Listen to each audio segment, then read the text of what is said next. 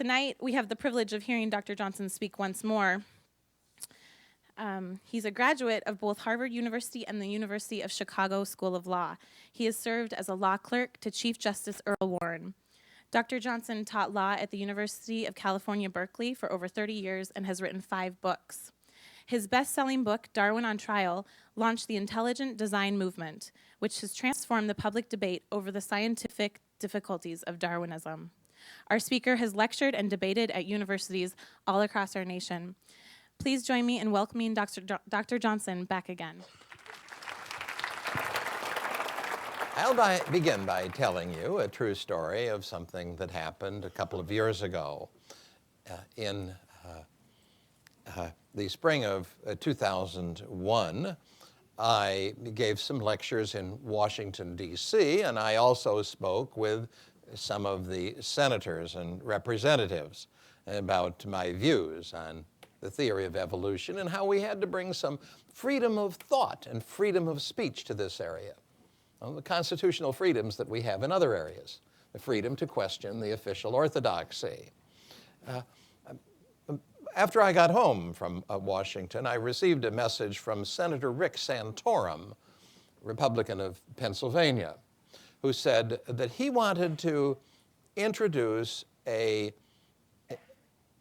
amendment to the pending federal education bill in the United States Senate.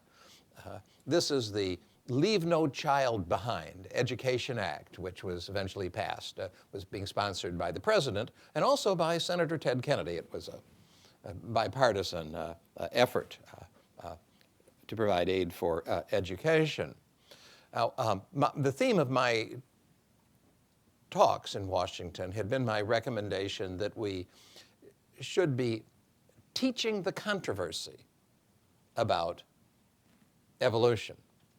I said we ought to teach the young people the official theory of evolution. That's information that they should have, what the scientists believe, but they should also learn the problems with the theory and why many people don't believe it. So Senator Santorum said, I want to introduce a Teach the Controversy amendment to this education legislation. So I took that as a hint that he would like some suggested language, and I wrote out a bill for the senator and Senate in. I didn't know. The senator's staff told me they were uncertain whether his amendment would get any votes. I drafted it in the hope I could present an amendment that would attract votes for him. And here was the Santorum amendment, the text of it, which I gave him. It's in 2 sentences. We really ought to have it in big letters up in front here, but you can read all about the Santorum Amendment and the story of how it was introduced and passed in Chapter 1 of my latest book, The Right Questions, after you've bought 1 or 2 of the others. That would be a good one to go on to. Now, here is the amendment. It is the sense of the Senate, that's just the introductory language, that sentence 1, remember there are 2 sentences. Here's sentence 1.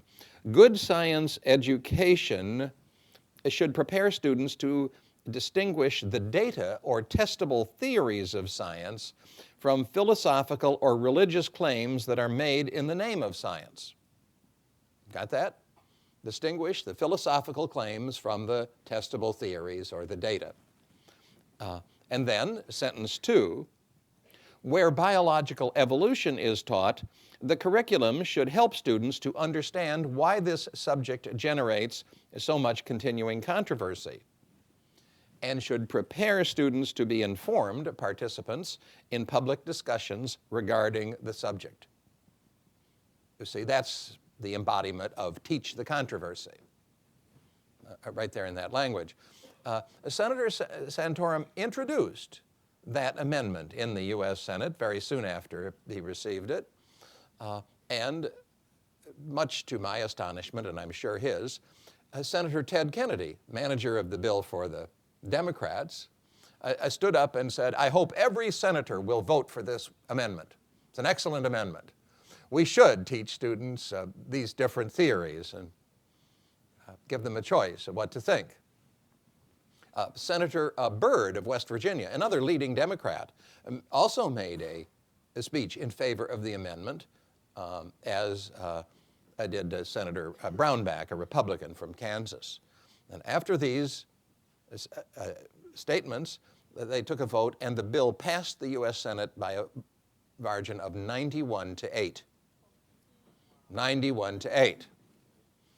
Now, it was just a sense of the Senate resolution. So it wasn't intended to have the force of law to be a bill. You wouldn't go to jail for violating, say, the Santorum Amendment. And I thought that would be the end of it.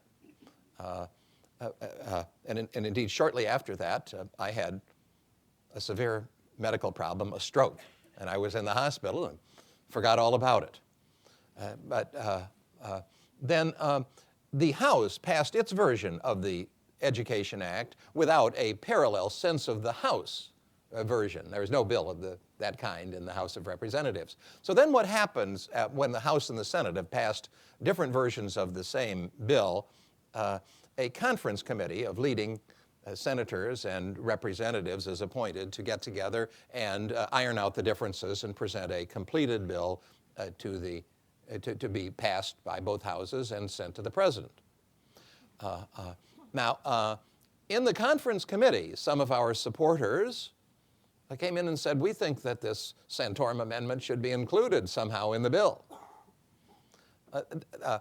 The science organizations of the country, like the American Association for the Advancement of Science and so on, and the teachers' unions, the education organizations came out in full blast to prevent this disaster from occurring. They did not want this language to be in the bill. They were fighting against it, and I want to get to the question of why in a little bit. Despite that opposition, the senators and representatives together agreed to include the Santorum Amendment not in the bill itself, but in the conference committee report which accompanies the bill. That report is also voted on in both houses, and it goes to the president with the final bill. So that's what happened to the amendment that I'm telling you about, that I drafted. Now, when this subject comes up, people usually want to know, well, is this law? Do people have to obey it? Is it a provision of the act? What is this conference committee report? Well, the answer to that is that it isn't exactly part of the bill. It isn't an operative provision of the law in itself. However, it's very close to it, because when a court decides on the meaning of language which is in the act, like words like science and education, it very likely will look to the conference committee report for guidance on how Congress intended these words to be interpreted. So depending on what the judges decide, at that moment, the language could very well be read into the bill, and then it would, through the definition of science and education. So then it would be law. However, I usually tell people not to spend too much time worrying about whether this language is compulsory or not, whether it's part of the act. I'd rather approach it in another way. Isn't it good educational policy, regardless of whether it's compulsory or not? When citizens organizations have some proposal to make to a state board of education or a local board of education regarding evolution, they usually want to say something like, well, you should teach it less dogmatically, or you should consider creation also, or you should consider intelligent design also. And I tell them, don't do that. Don't write your resolution that way. What you ought to do is just copy the precise language of the Santorum Amendment as it passed the Senate. Don't add to it or subtract anything, just put that forward. The reason is that this is language that has been approved by 91 U.S. senators, an almost unanimous bipartisan supermajority. The reporters are generally against the people who are promoting intelligent design or creation or whatever, and they're in favor of evolution. And so they try to ridicule anything that comes by way of dissent to evolution. They'll misrepresent it and distort it and make fun of it and basically say this is just something that's written by a bunch of cranks. Say a couple of cranks. Well, see, no, this is language which passed the Senate 91-8. Unless you're going to call 91 senators cranks, which is unthinkable, this is a respectable proposal, language because of that. And it's also included in the House and Senate committee report, the conference committee report. But the point is that this has an awful lot of bipartisan political support. And then we go to the question, why would anybody oppose this language as a matter of public educational policy? Just take the two sentences. First sentence is, good science education should prepare students to distinguish the data or testable theories of science from philosophical or religious claims that are made in the name of science. Well, shouldn't all students be taught that? Senator Kennedy apparently thought so, although he tried to withdraw his approval later in the conference committee when the lobbying organization got to him and said, well, what were you thinking of when you went along with this? This is going to allow the creationists, say, to demolish evolution in science courses. But it was too late. He'd already given the speech in favor of the amendment. But isn't it a good thing to teach this? A second, where biological evolution is taught, students should understand why the subject generates so much continuing controversy. And shouldn't they be informed participants in public discussions regarding the subject rather than uninformed participants? Who could oppose that? Well, the science education organizations all did oppose it. They said, well, this is singling out evolution. They're not saying that there's a controversy over the law of gravity. Well, it's true, there isn't a controversy over the law of gravity, but there is a long ongoing public controversy over the theory of evolution. And in fact, public opinion polls, which are agreed on all sides to be accurate on this subject, show that only about 9% of the public agrees with the official version of the theory of evolution. That is put in the question that's used in the poll. Do you think that human beings and other living things were created by, over millions of years by an evolutionary process in which God played no part? And that's the official theory. Now another 40-some% of students, of recipients, of participants in the poll study, say they believe in God-guided evolution. It's an evolutionary process that God guided along the way. They think they're compromising creation and evolution, and they don't realize that God-guided evolution is as unacceptable to the evolutionary scientists as outright creation. They say God-guided evolution isn't evolution at all, as the evolutionary science community defines the term. Only naturalistic evolution is the kind of evolution they're talking about in which God played no part. So this is the creed of the 9%, according to the public opinion polls. That's quite a controversy. And wouldn't you think that the scientific educators themselves would be eager to teach the controversy to the public? See, after all, this amendment does not say Phillip Johnson and his friends should help students to understand why the theory of evolution is so controversial even now. It would leave the educating to the same people who are doing it now. The ones who have been trying very hard to indoctrinate students and convince them to believe the theory of evolution. So the ones who are following the textbook examples that are given by the textbook authors and the scientific organizations, examples that we think are defective. But they would do the teaching. So why don't they want to do it? Why was there so much resistance to this project? It isn't true that the amendment singles out evolution and doesn't govern other scientific theories. That forgets the first sentence of the amendment, see, which applies to all scientific theories. It says, that the education should prepare students to distinguish the data or testable theories of science from philosophical or religious claims that are made in the name of science. See, that applies to science in general. The second sentence about when biological evolution is taught is just an instance of the general principle stated in the first sentence. So what's so objectionable about that? Well, I think I understand. Although the science educators and the scientific organizations never made their objection very clear, I think that their objection is that they guessed what I had in mind. I suspect that when Senator Kennedy endorsed this bill, he thought that, well, the philosophical claims made in the name of science would be something like, claims about race and intelligence, or social Darwinism, that kind of thing, that should be identified and excluded. Well, that would be the case. If it were necessary to do that, those would be philosophical claims made in the name of science, and this would exclude them. But behind that, I had in mind something much more general, which is the philosophy known as naturalism. The scientific authorities insist that all science must be done from an assumption that nature is all there is. Nature had to do its own creating. And it is from that assumption that they conclude that there must have been some purely natural method of creating life, creating human beings, doing all the creating that had to be done, because if there weren't, then nothing would exist.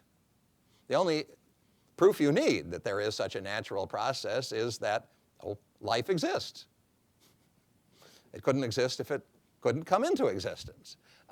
And so if you rule God out of the picture and say nature had to do its own creating, then they figure something more or less like Darwinian evolution, variation, natural selection, a purely natural process has to be true. It's only the details that are in doubt that you would investigate. The general outlines of the subject are known just by logic. But then, you see, this raises the question, what about naturalism, this principle that nature's all there is?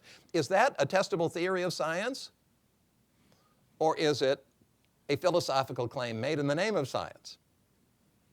Well, now, of course, those teachers from the National Association of Education, National Education Association and all, would say, oh, well, it's the definition of science. It's not a philosophical claim. But once that issue was raised, then other people would be coming in and saying, the definition doesn't cover it. It's when you define science that way, you're making a philosophical claim in the name of science. We have to distinguish that from a testable theory of science or data. And so you see, issues are raised.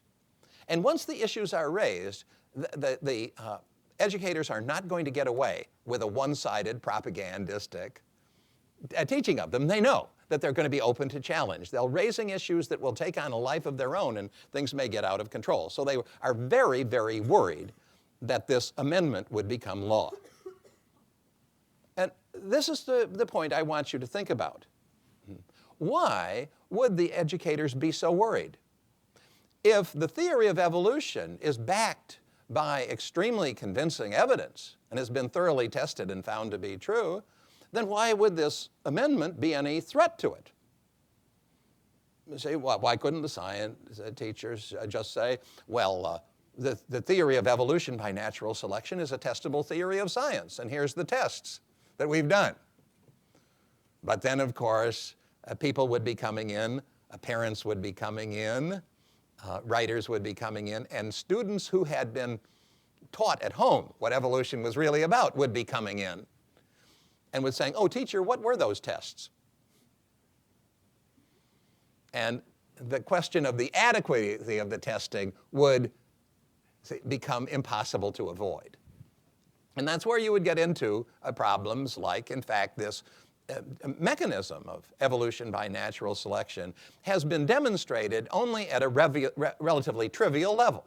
I talked about this last night. For those of you that were there, I don't want to repeat everything that I said.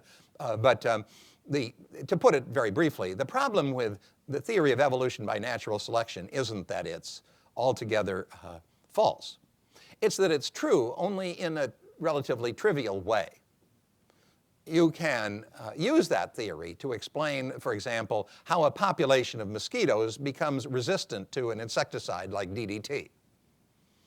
The susceptible mosquitoes die off. The ones who happen to be resistant to the insecticide tend to live, and they're the ones that leave offspring. And over many generations, the population becomes populated solely by the mosquitoes that were resistant to DDT. And DDT doesn't work so well anymore on that population. You have to use something else. That's evolution. It's often called microevolution. It isn't really evolution at all. It's just, I think a better term is adaptive change, adaptive variation. It will explain perhaps how the population become resistant to DDT, but it doesn't help you to know how mosquitoes came into existence in the first place, much less people for the mosquitoes to bite. And that's what the theory claims to be able to explain. It hasn't been tested at the relevant level, the significant level. And so that's why this would create so much problem for the purveyors of evolutionary science, that they have to keep it from becoming law or becoming a kind of public policy template. Now, behind this controversy, one reason why they are so frightened is that the educational authorities know, just as I have explained to you, that the majority of the American public, a large majority, is skeptical to one degree or another of the theory of evolution. Over 40% of the public qualifies as outright creationists, the way the educators define these things. And what that means in this case is that they answer favorably to this question. They're given alternatives of what do you believe about evolution. And one alternative is, I believe that man was created, man and woman, was created in pretty much a present form by God sometime in the last 10,000 years. About 40% answer yes to that. They agree with that. Another 40% or a little more, as I've already indicated to you, I think, will say they believe that man was created over a long period of time by an evolutionary process which was God-guided. But that's also unacceptable to the rulers of evolutionary science, because it involves this supernatural being, God, doing the guiding. And their effort is to explain all of the creating without reference to God, keeping God out of the picture altogether. So this is, in their view, is just creationism slow variety, God-guided evolution. And only 9% of the public agrees with the godless, unguided, purposeless material evolution, which is the official version of the Darwinian story. So against that background of public opinion, you see, any permission which is given to the people in the classrooms to raise the issues of the difference between philosophy and theory and so on, is coming into a forum where people are apt to take advantage of any chance they get to question the fundamentals of the theory. And so you don't want to give them an opportunity to do that. What you do want to do is tell them, don't raise any questions. Just read the book and answer what the textbook says. Don't think. That's how science is done, our educators are saying. In California, this came up in a peculiar context. The state board of the educational authorities, not the state office of education, advised teachers, if a student questions whether the theory of evolution is true, ask questions about it, don't answer those questions. Instead, tell a student to take that up with his or her parents or minister. I think they wanted to say, or a psychiatrist, but they didn't dare to go that far. And you see the reason why they said that, don't answer that, why shouldn't the teacher answer that? See, well, they don't want the other students to hear about the doubt. They don't want it to catch on. They want to keep it out of the classroom altogether. In New York City, the Board of Education advised teachers that when the doubts about evolution come up, they should refer them to the the city chancellor of education and his legal department to the lawyers for the Board of Education. That's what education in this subject is like. And they're afraid of the public reaction to any liberty to raise questions. And that indicates how shaky the position of the rulers of evolutionary science really is. If they had the proof, or really confident, they would go out and they'd say, we're looking for an opportunity to educate the public as to what's right. But they're afraid to do this in the context of genuine education. They will present propaganda programs, which just give a totally one-sided view and don't raise any difficult questions. Just say, believe this, all the good people believe it, only the wicked people don't believe it. You don't want to be one of the wicked people, so you should believe it. Propaganda at that level. The educators put on, with the help of a private multimillionaire, one of the Microsoft founders, Bill Gates' partner, put up money for them to put out a propaganda series on public television last year or the year before, and that's what they did. But it conceals any of the difficulties with the theory, including ones that are well known. So if students are going to learn anything about the lapses in the evidence, the problems with the fossil record, the pieces of evidence that have been discredited in the mainstream scientific community, they'll have to learn that at home. And the whole effort is to prevent them from thinking about these things.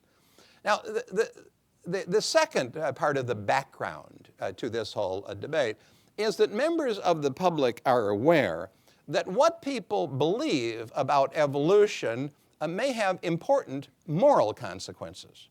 See, it's not just something you talk about in biology classes, it's something that goes well beyond that. The theory of evolution, as it's taught in the schools, it's just natural selection and random mutation, God played no part in it, suggests that God is imaginary. And that is indeed the precise conclusion that many of the leading promoters of evolutionary science, like Stephen Jay Gould and Richard Dawkins and Daniel Dennett, the people who were on that public television series, telling the public what to think about evolution, that is the conclusion that they draw. That God is an imaginary being imagined by uneducated people. And now that we have evolution, we know that natural selection is our true creator, we can forget about God. He's not necessary anymore. Last night I told the audience about how there was the great 1959 gathering of Darwinists from around the world at the University of Chicago to celebrate the 100th anniversary of Darwin's classic, The Origin of Species, and to announce that it had become totally triumph, the Darwinian theory, not only in science, but also in religion. There is no need, said the keynote speaker, named Julian Huxley, for a divinized father figure. Now that we know that evolution is our true creator, everything in the world, including human beings and their religion, their religious thoughts, is a product of evolution. The God isn't real. And that is, indeed, one of the big arguments that the public has with the academic experts. The American public is full of people who think God is real and really did create us. That's the majority opinion in the public. But if you ask university professors, especially in evolutionary science, but actually in all fields, what they think about this, they're likely to think that, well, God isn't real. There is such a thing as religious belief. We know that. Lots of people have it.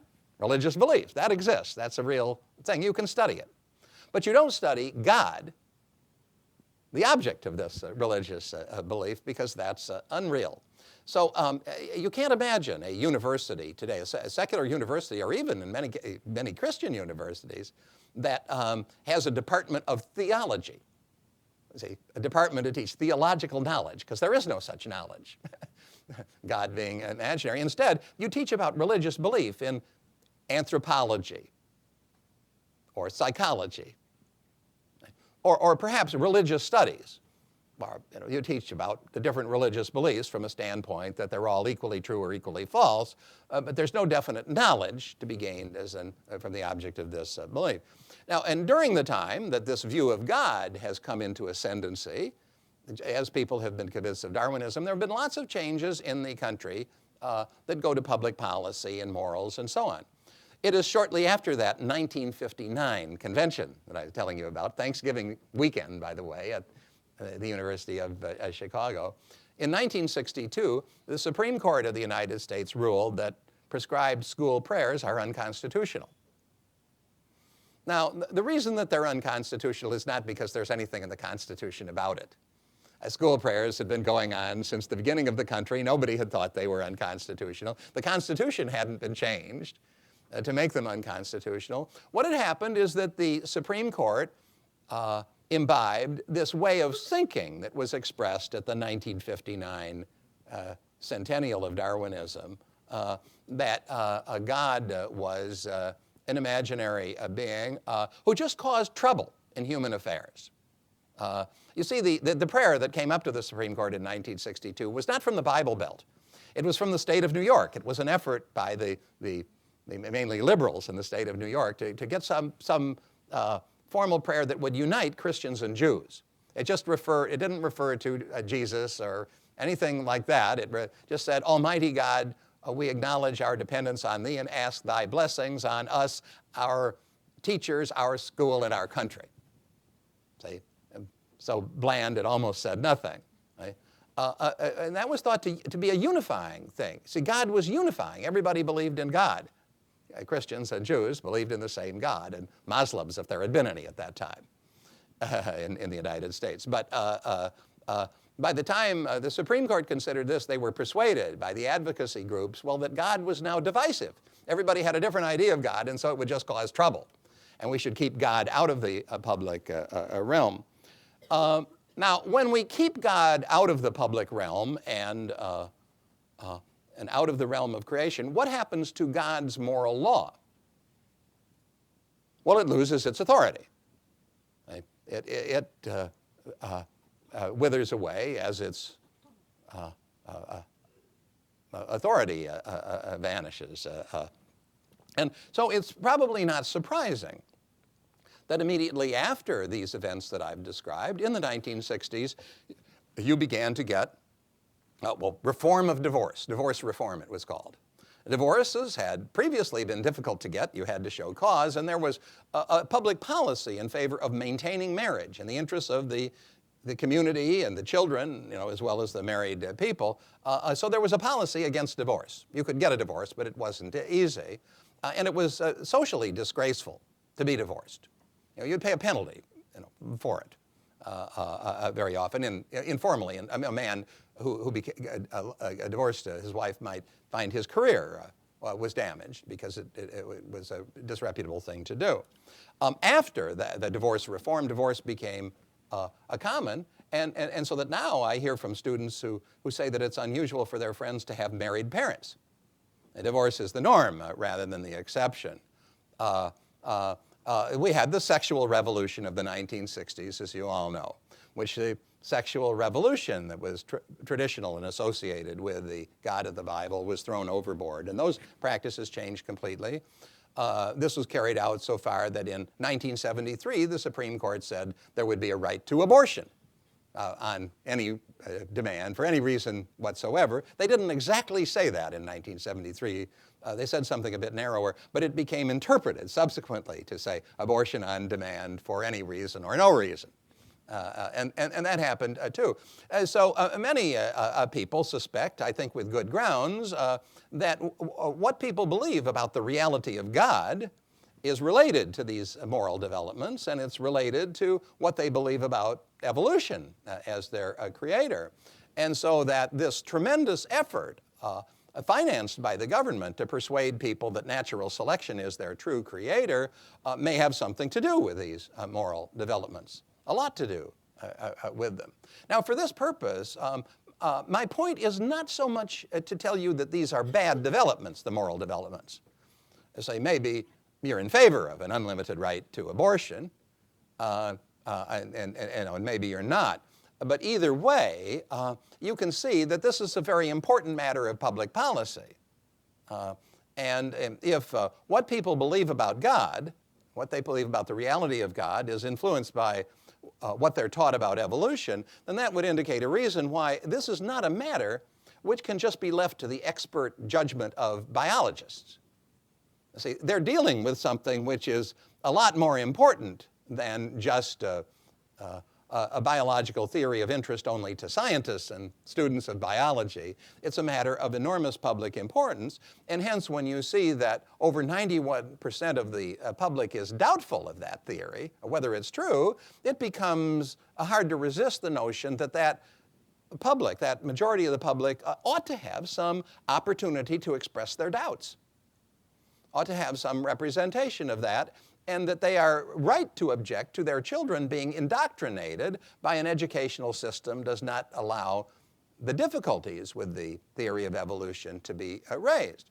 See, and the educational authorities, the teachers' unions and so on, all know this background. They talk about these things too. They know that it's true. The difference is that they want all of these things to happen.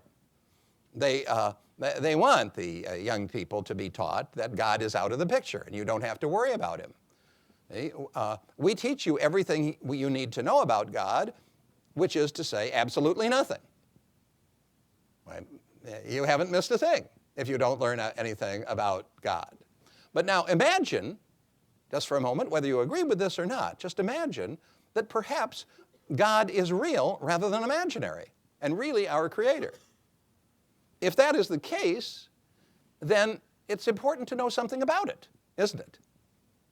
Particularly if God has some plan for our lives or some way in which he wishes us to behave or not to behave. It's something to know about. Now, you see, the answer that's given to that kind of comment would be that, well, we can't do that because we would be just teaching about religious belief. This immediately shifts the category. There is no God who's real that we could have knowledge about, because God is imaginary. All there is religious belief, a subjective belief. It would be a teaching about people's subjective beliefs rather than about anything which is real. Well, there is the argument, and so I say this is behind the fact that the theory of evolution is so controversial.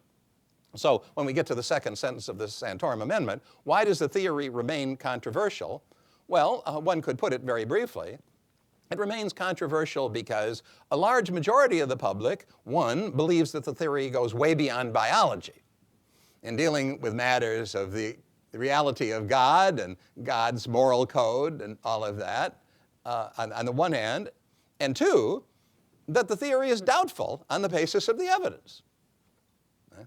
And this is what I've written about in all of my books, including Darwin on Trial.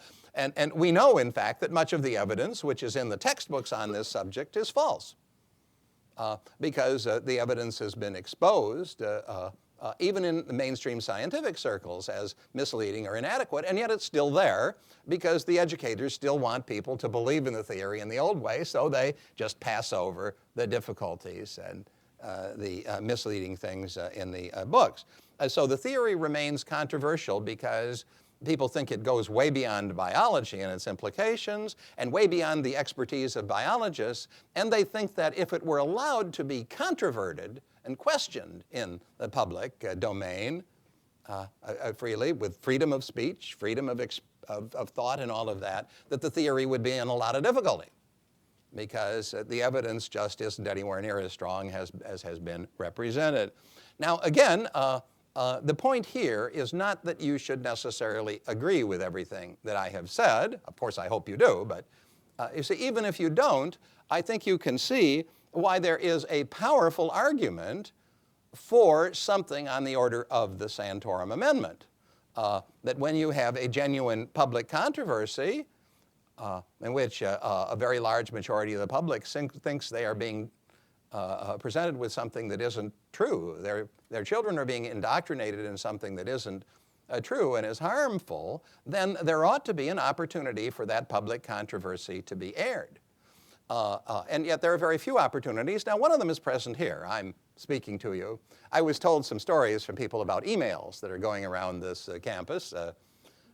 This is common. I have my admirers and I have my detractors. And of course, the detractors have been out and expressing themselves, as they have every right to do.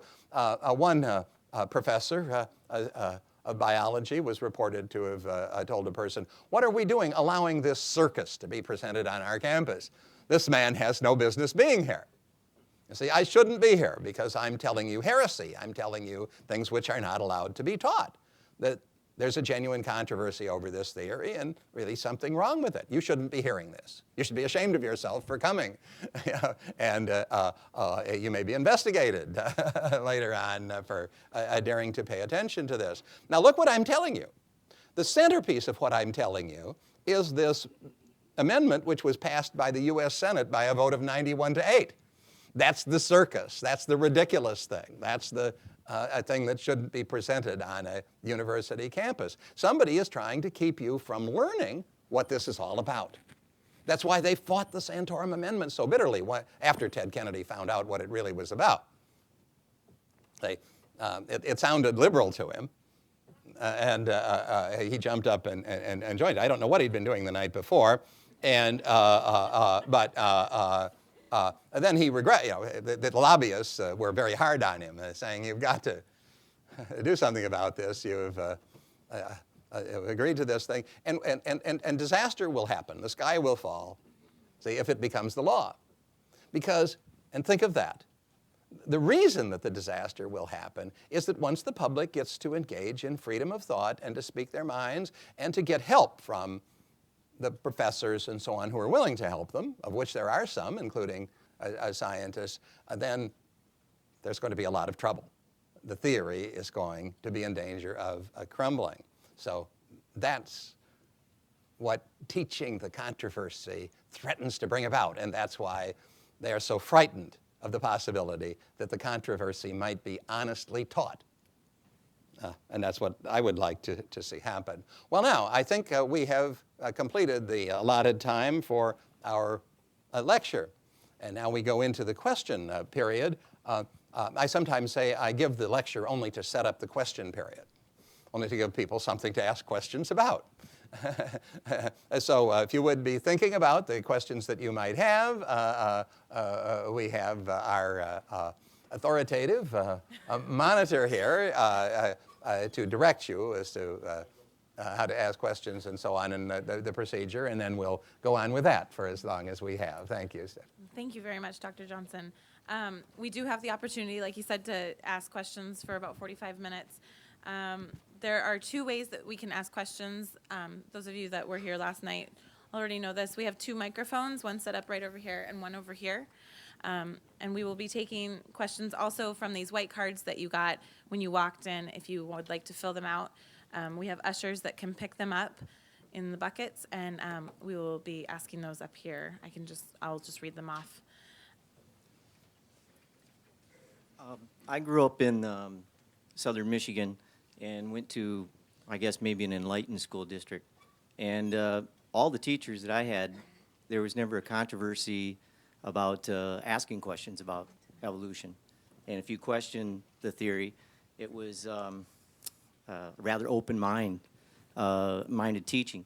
And I think Michigan has a history of that because we started public education in this state, downstate Michigan, in some 1840s or something. So I disagree with you, Philip, that every educational system is against open-minded discussion of evolution. Mm-hmm.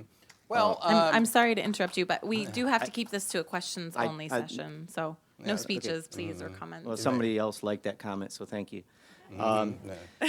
The question I have is if the Santorum Amendment is going to go forth, and I think it's a wonderful opening of our educational system, would you be opposed to having another amendment that would state the same kind of looking at religion, all religions, with an open mind and open for debate? The question is, could you have a Santorum Amendment for religion?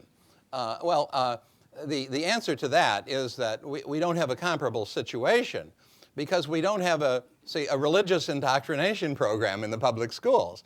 On the contrary, they are required to stay away from the issue altogether. So I don't see how you could imagine such a parallel. Now, one could say that despite the constitutional rules, religion is taught in the public schools. Now, it all depends on how you define religion. The Supreme Court has never been able to define religion for constitutional purposes. They've given up. So it's hard to say what it is and what it is not. One definition that people sometimes come up with is that religion deals with questions of ultimate meaning and purpose, ultimate meaning. Now, if that is the case, then a good case could be made that when Darwinism is taught, assuming a naturalistic view of the universe, it's teaching religion.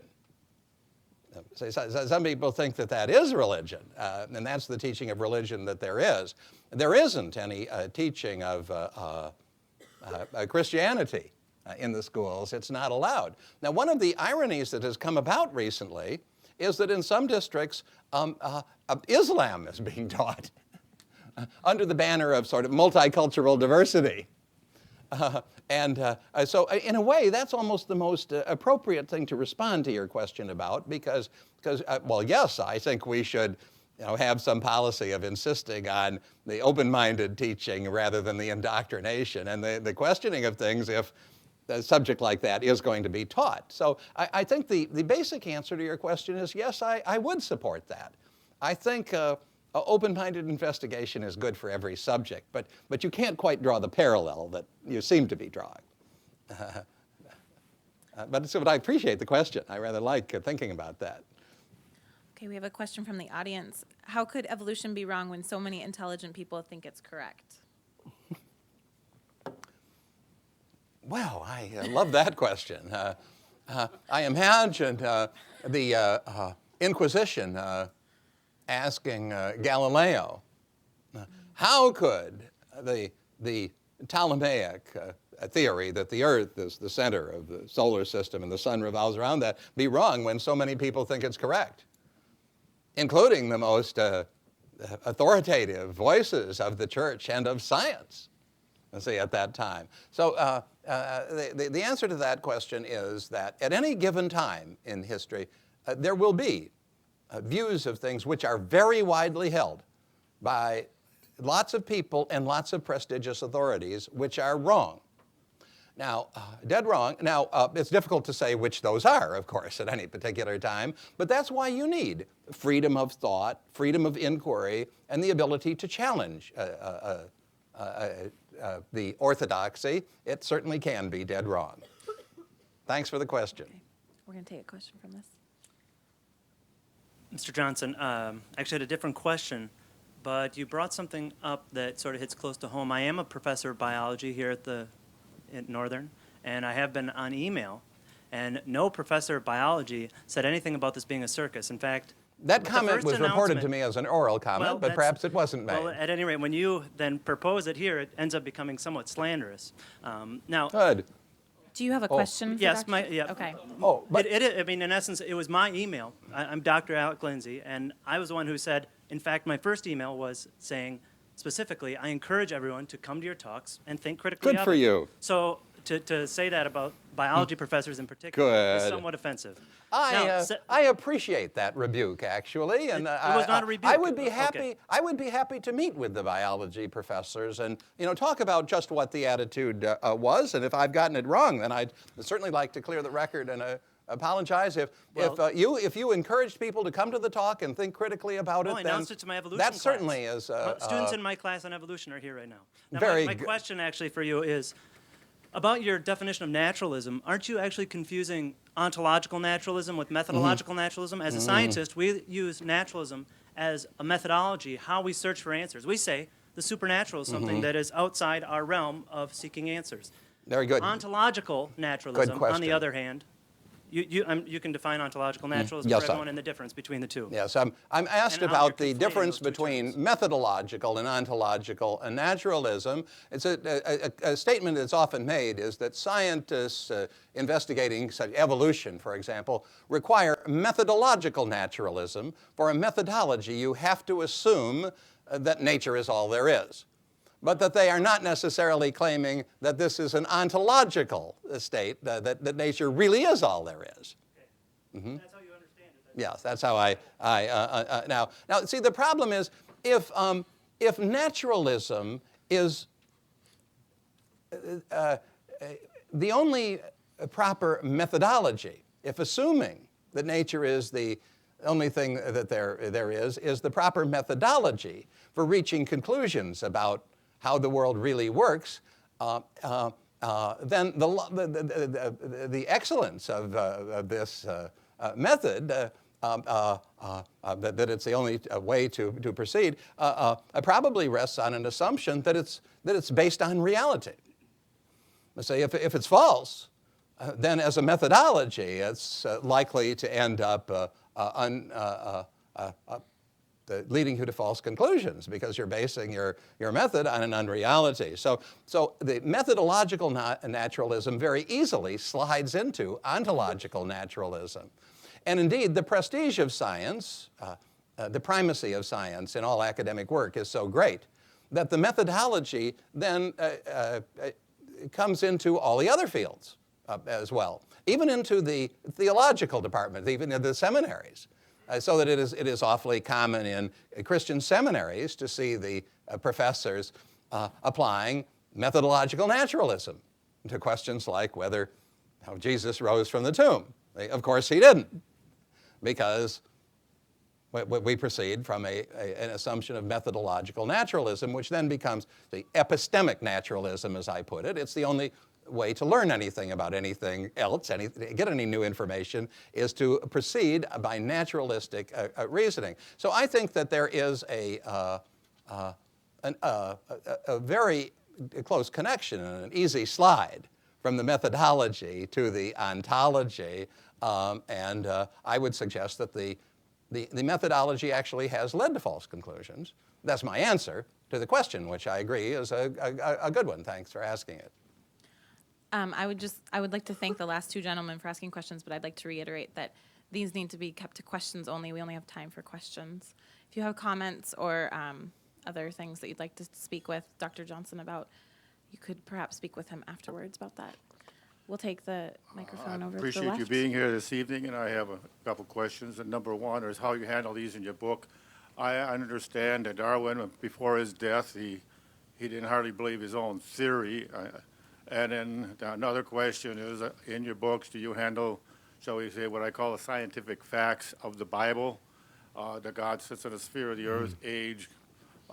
Adam was 906 years, or when in the ark, I said 120 years, everything lived 8 I'll times answer long. those questions. And one more that I think were in about 1870, because of the success of evolution and Darwin's evolution, Harvard University professor started relativism in the law.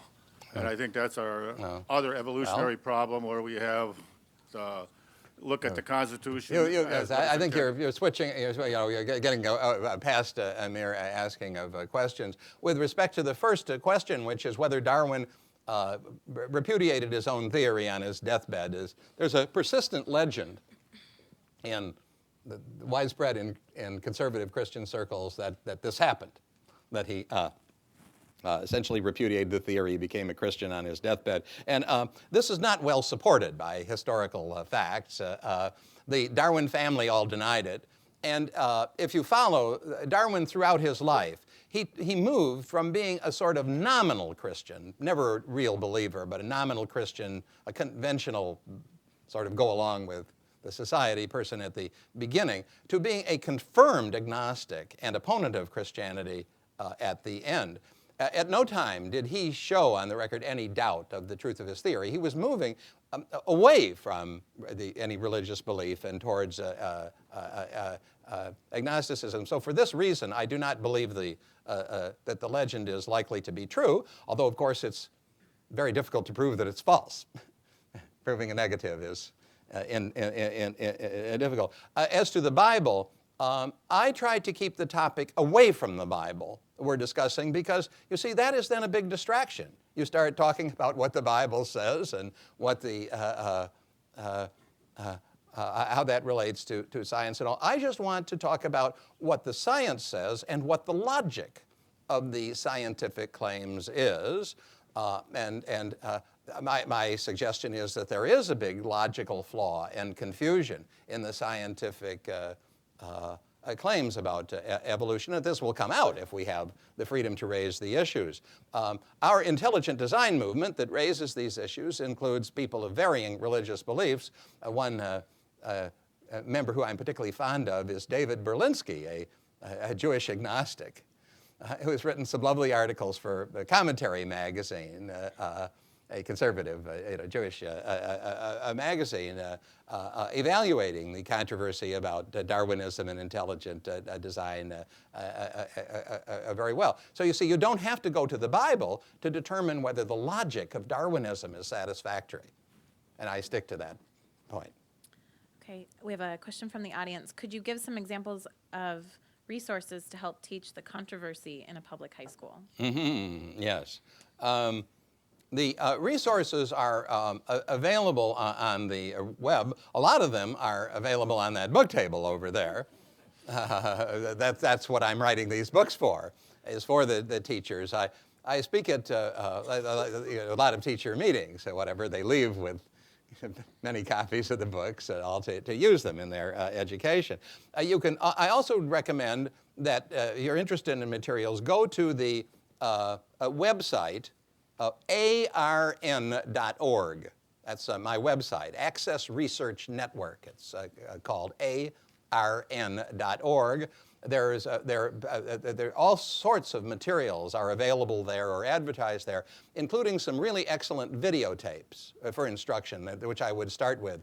There's a videotape available on Unlocking the Mystery of Life, which shows the founding meeting that I had called for the founding of the intelligent design movement, the main modern challenge to evolution. All the scientists and other thinkers who came to the organizational meeting, and that explains the basic issues. It's a very excellent videotape.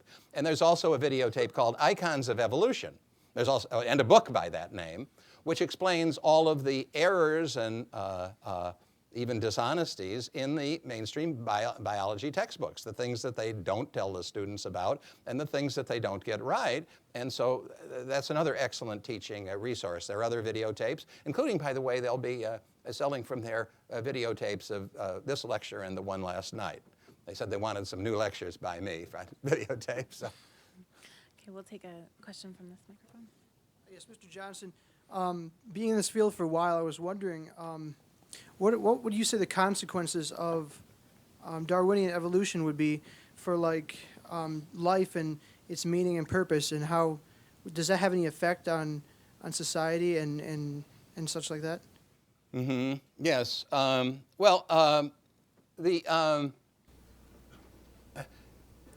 Yes. What has had the greatest consequence is not scientific facts or data that are known. The stories of the finches and the Galapagos and the peppered moth and so on really aren't alarming in any way at all. But the Darwinian way of thinking is to assume, on the basis of this methodological naturalism that you've heard about, that there simply must be a completely naturalistic evolutionary process for doing all the creating of life, including human beings, that needs to be done. And this, when this belief becomes general and promulgated throughout society and becomes enforced as an orthodoxy, the implication of it is that God and God's moral authority is out of date and has lost its basis.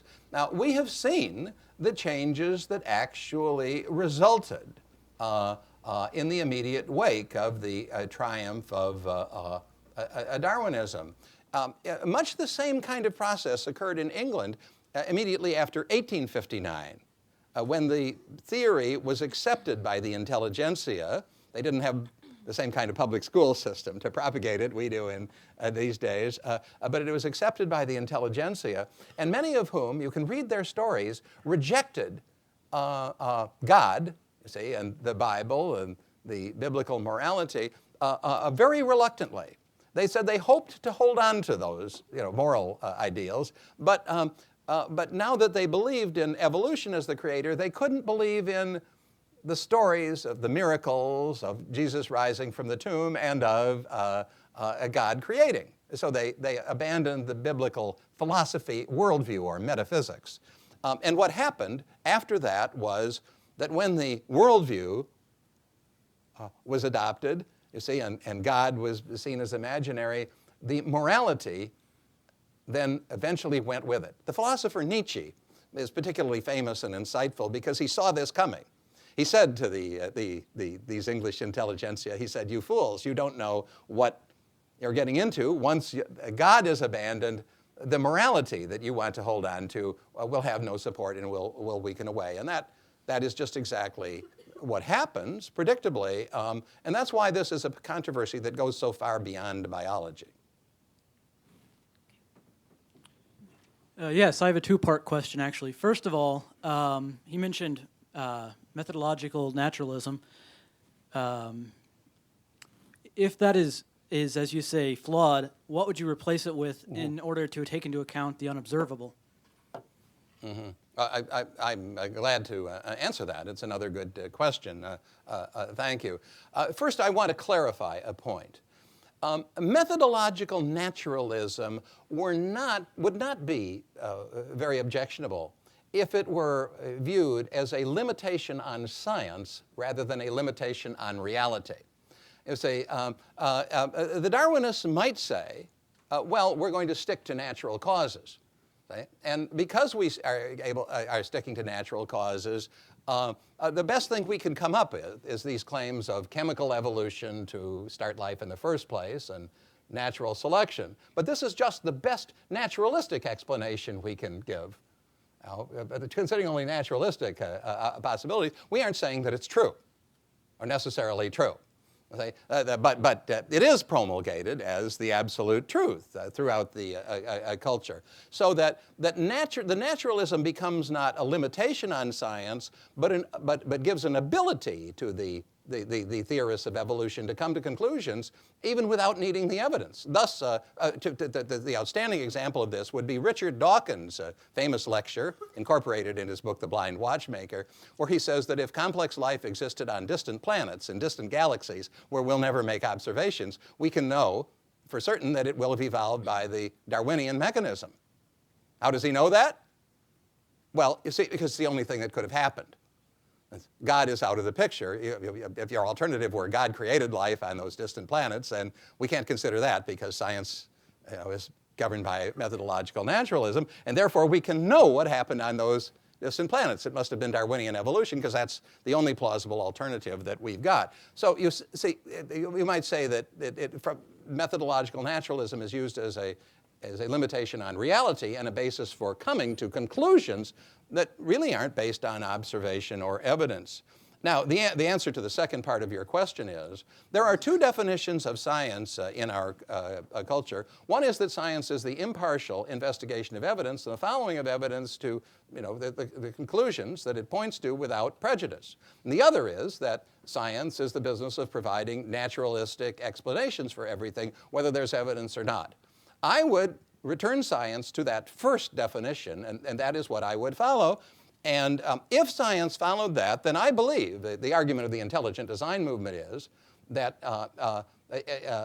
eventually the position would triumph in open debate and discussion, not because I say so, but because the discussion occurs in a free basis. The position would triumph that the evidence points to the need to consider intelligent causes in order to explain how these living entities came about. I believe that would triumph. Oh, actually, that was only one question, but my second question was, I think from your answer there, we can assume that you have said that creationism is not an empirical. I'm not making a statement. Okay. It's just clarifying the question. It's not an empirical science. As such, how could it be taught in schools? Specifically in science classes, shouldn't it be taught as something other than science because it is not a science? Mm-hmm. Well, creationism is something which has different meanings, and I'm not speaking about creationism in the sense of biblical literalism, raising any questions that go to the age of the earth or cosmos or Noah's flood or anything like that. That's just outside of my subject. I'm not saying anything about that at all. What I am talking about, of course, is the need to consider intelligent causes to account for the apparent design in the living organism. And that is simply the other side of the coin from Darwinism. The question is, do you need an intelligent cause? Do you need a designer, is another term that's often used, to account for the wonders of biology, for their origin, or do you not need one? The Darwinist answer is designer, no. You don't, intelligent cause is no. You see, the answer that the intelligent design movement would give is a yes answer to the same question. Yes, you do need them. So they're really the same question. It's just opposite answers to the same question. And when you're investigating one, you're investigating the other because they're just the opposing positions on a single inquiry. That's my answer. Again, I thank you for the question. I'm getting challenged in a useful way. I like it. Okay, over on this mic. Hi. I've been sitting here listening to all of this, so I'm trying to revise as I go here. I do have a couple of comments to start. We need just I understand, but questions. I have to say them to frame the question. There's a number of things as a scientist that you've stated in your lecture early on and a little bit in the question and answer period. I think I'll stick with the one that really struck me. You stated that there's a controversy, there isn't controversy over the law of gravity. Just as recently as a couple of weeks ago in the Christian Science Monitor, and this is in the realm of physics at this point, which is going to frame this question, that actually disputes the law of gravity and goes beyond. And we're getting into physics at this point, and that brings me to my question. A lot of scientists understand that there's crossover between the fields, and the more we get into science at this point, the farther you go. I mean, look at the atom. We've split it down and split it down and split it down. To hold this idea of evolution strictly to the field of biology, I think is doing us a disservice. In the last 50 years alone, we have gone so far beyond that. So what is your question? What do you think about that at this Thank you. point? I think you're needing. Are you Well, considering the other fields at this point? Well, I would be glad to. I had to smile as you were asking the question because I was remembering that, in fact, I have read that there are some cosmologists who don't believe that cold dark matter exists, and that therefore, as an alternative, they may have to reconsider the Newtonian law of gravity.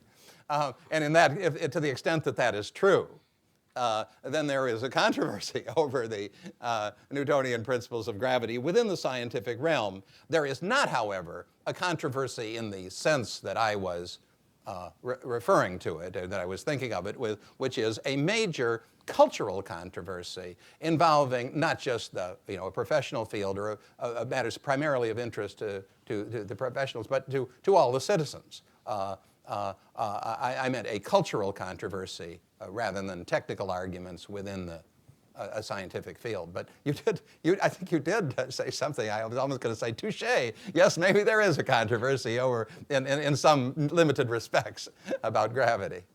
One second question here is that you mentioned that the school boards tend to not want to deal with evolution.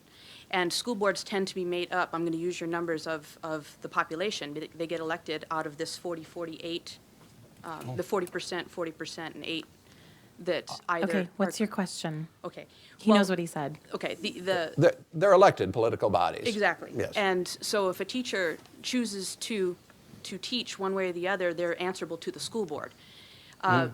I would say that one of your classmates from Harvard University, actually, Eleanor Duckworth, had one of the best ways of teaching, which was to, if a student brings that up, I think that other gentleman brought that up, if a child is questioning that teacher, if he or she is a great teacher, is going to structure their environment in such a way that that child is allowed to find the answers for themselves, that the teacher has no business in putting their personal feelings in it. And I can attest to the success of that. I had a biology teacher who was phenomenal. He was a creationist, but was able to teach Let me, evolution and to answer our questions. Yes, and was there a question? Or? it's hard to get at it because this is so complex. Okay, we're gonna go ahead and take a question from this mic. Are you ready for a question? Okay. I'm sorry to cut you off, but you already asked a question. With so- all your knowledge on evolution and Darwinism and creation, where do you feel humans lie in the aspect of nature? Do you think we're here to preside over nature or as an equal part of nature? Yes. You are asking about, the question is, where do humans lie? Are they meant to preside over nature, or are they just a part of nature? It's a good question. It is one which goes beyond the positions of the intelligent design argument and the intelligent design movement. You say, whatever they are, you have to consider intelligent causes. But I'm not refusing to answer the question. I'm going to answer it on the basis of my own personal belief, and this is very important. My understanding is that humans uniquely were created in the image of God. So they are not just another animal species, but something qualitatively different. This is a proposition which Darwinism tends to discredit. And in fact, under the influence of Darwinian thinking, as it's been taken for granted, the view has become orthodox, not only in scientific circles, but in intellectual circles very generally, that humans are just an animal species like any other. It's different just because every species is different from every other, but not qualitatively different, not something of a different kind.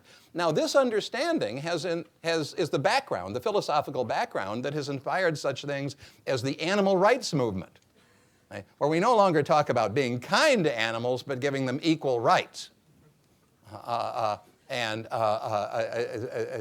that also claims are made that it is no more permissible to experiment on laboratory animals than it would be on human babies. Now, this has real consequences because it's in a way ironic, because the biologists who experiment on animals find that they have to turn their laboratories into fortresses often. And some of these animal rights groups are downright terroristic in their methods. So it's an ironic consequence of the beliefs that the biologists are encouraging. The consequences of this equality can make you think either that it's not legitimate to experiment on animals, or that it is legitimate to experiment on babies. So you can take the equality in either direction. This is what is very much involved with the questions of experimenting on human embryos, which a lot of molecular scientists with the big technological ambitions and so on want to do. I've told you where I stand on that. But I've also said that I couldn't prove that position from the logic of the intelligent design argument. It goes beyond that. Okay, thank you. Mm-hmm. Howdy. You talk about this public debate that needs to occur, which I think is great. But I'm curious to know whether the Christian interpretation of creationism that's been indoctrinated into schools in Oklahoma and Kansas, do you perceive that as equally unhealthy as a purely evolutionary doctrine? Well, yes, I have to challenge a factual premise, particularly when you mention Kansas. See, what you seem to be familiar with from the premise of the question is a lot of publicity about the Kansas dispute of 1999, which is quite false. It isn't true at all. The public schools of Kansas and Oklahoma have not been indoctrinating students in the Christian view of creationism. If you want the truth about this, it's in chapter 3 of my book, The Wedge of Truth. It's all the details of the controversy are set out. You really, I mean, sincerely, you have a factual misapprehension. I'm not avoiding your question. I am, by nature, an opponent of indoctrination. I think we have to teach people to think about science and about religion. So when I discuss with Christian parents and groups and the like about this, I tell them that the worst thing they can do is to try to protect their children from knowing about evolution. Because what will happen then is that they'll be bowled over by it when they finally get into college or whatever, and they haven't learned what it's really about. So they should do a better job of teaching about evolution than the public schools are doing. And that's the position that I have. And you should teach students to think for themselves. And in my book, Defeating Darwinism, I counsel parents, I say, when you teach the youngsters, to have good baloney detectors, as we call it, and challenging critical analysis of the things that are taught about evolution and other subjects in school, don't think that you're going to be safe from them. Those kids are going to turn around and use those same techniques to challenge the things that you're telling them. And that's good, because I tend to hold with the view of John Stuart Mill, the great philosopher of liberalism, who I discuss in Chapter 7 of The Wedge of Truth. Actually, it's Chapter 7 of The Right Questions. I got the wrong book there momentarily. I agree with John Stuart Mill that you don't really understand a position. You don't really believe it as a thinking person should believe it unless you know the most powerful objections against it. So I favor critical thinking across the board, too. I think that's an answer to your question. We're on this side. This relates well to what he just asked.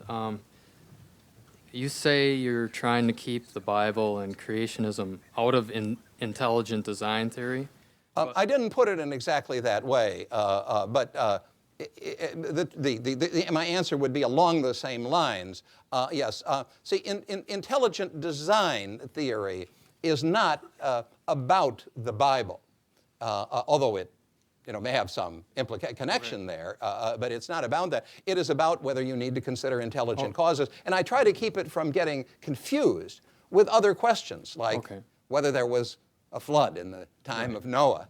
That's a separate question. Those are just separate issues. Okay, but you mentioned the social and moral change that you associated with the dogmatization or doctrinization of evolution. If your intelligent design doesn't assume a theistic God, then how would it uphold or even present any moral or ethical structure good question. More than evolution would? Excellent question, and I have an answer, and I'm glad to be challenged on it. I probably should have made this clearer even before you asked. The answer is, the intelligent design argument does not entail that the designer is the God of the Bible. It just says that there's a designer, there are intelligent causes. It doesn't say what their nature is, and that's the first step. See, I want to make that first step before taking on a whole lot of other issues. That's why I separate that out as the first level of scientific inquiry. Now, I am myself, however, like a great many other people, including, I'm sure, some who are here, persuaded that the intelligence that was responsible for creation was the God of the Bible. I am not able to draw that conclusion as an entailment, from the fact of design or of intelligent causes. You see that? But I have other reasons for believing it. And because I have other reasons for believing it, I find very acceptable the intelligent design conclusion. It doesn't prove that the designer is the God of the Bible. It doesn't, is a God who cares about our life, is God. But it's what I would call a God-friendly science as opposed to God-hostile. You see, Darwinism is God-hostile. It says you don't need anything at all of intelligence at all, and it tends to give people the impression, even when it's not stated explicitly, it carries the implication that that God is imaginary. So if you believe in God, the God of the Bible, on other grounds, you then find that the science of intelligent design tends to be consistent with that. It doesn't prove that your belief is true, but it's consistent with it, and hence you're apt to look with favor on it. And it will encourage people who have a belief in that God of the Bible not to think that science has shown them wrong. That's why it in fact does, as a practical matter, favor the continuance of that faith rather than attack it.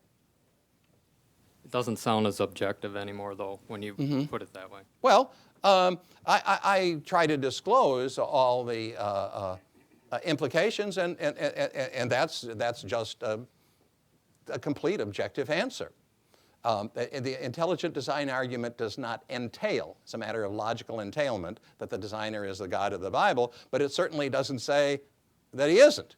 And it says that you have to have some kind of a designer. Naturally, people who have other grounds for believing in the God of the Bible will be comforted. That's just how it is. All right. Using my critical thinking abilities, I noted that you have not presented one empirical piece of evidence supporting your view. So, if you could please demonstrate to me that you're not just here selling books, I'd like to know, is there any empirical observation which supports any feature of your theory? Also, an appropriate answer to this question will not be something which is a problem with evolution, but is rather evidence solely for your theory. Yes. Likewise, something which appears to support another theory, such as not Darwinism, but not intelligent design, is not adequate. I want something that actually supports intelligent design. Yes. And also, I will this to answer be, that. Okay, if you just one more want. part. Also, I would like the observation to be something that's viewable by an independent person, such as myself or anyone else. So if you I were to didn't say understand something- that. He didn't understand the last I part. got the first All one. right, all right. Also, your observation should be viewable by an independent witness. Oh, yes. All right? Well, yes, it is. I have to give you a very brief summary of the evidence question. The evidence that you don't want, the negative evidence about Darwinism, is particularly well summarized in Darwin on Trial, the first book. I don't hear about the book, though. If you want the positive evidence for the intelligent design conclusion, I have to state it briefly. Okay. It is the presence in all living systems, specifically in the biological cell, the fundamental unit of biological organism, of vast quantities of complex specified information. The good takeoff point for this is the statement that Richard Dawkins makes on page 2 of The Blind Watchmaker, right at the beginning. He says that biology is the study of extremely complex things that look as if they were designed by a creator. Now, why do they look as if they were designed by a creator? Well, Dawkins further concedes or states that every biological cell is packed with information. One way he puts this, he says, physics textbooks may be complicated, but no physics textbook is remotely as complicated as any cell in the brain of the physicist who wrote it. Watches can't reproduce. And that analogy isn't really valid. well, I will explain it a little further. The point is that every cell, you have trillions of cells in your body. A bacterium is a single-celled creature, but a cell is not, as scientists in Darwin's day believed, a simple blob of jelly-like protoplasm. It is a masterpiece of miniaturized complexity that makes a spaceship or a supercomputer look rather low-tech. It is a kind of miniature city with its energy transport systems, its repair systems, and its capability of doing a large number of intricate chemical operations in a precise order and sequence. This is the need for the information, is the analogy to software. It is the program, the information-rich program, which directs and coordinates all of these activities.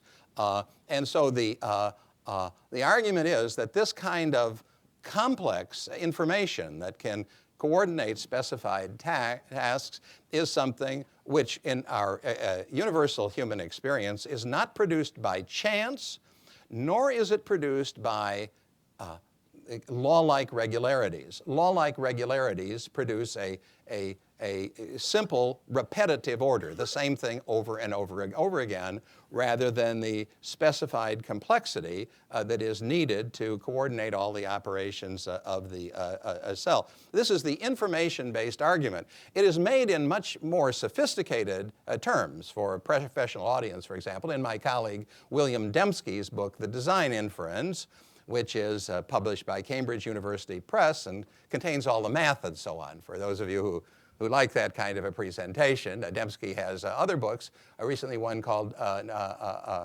No Free Lunch, which explains more elaborately and yet in less mathematical language the same principles for a professional audience. If you want the basic explanation of the case for design in layman's language and in a single chapter, chapter 2 of my book, The Wedge of Truth, provides this. Now, I don't really think that people will or should particularly accept broad statements about evidence that I make, as I just have. What I am conveying to you is my confidence of the argument that will prevail once we are able to get the freedom to raise all of these questions and to put them on the table in the academic world.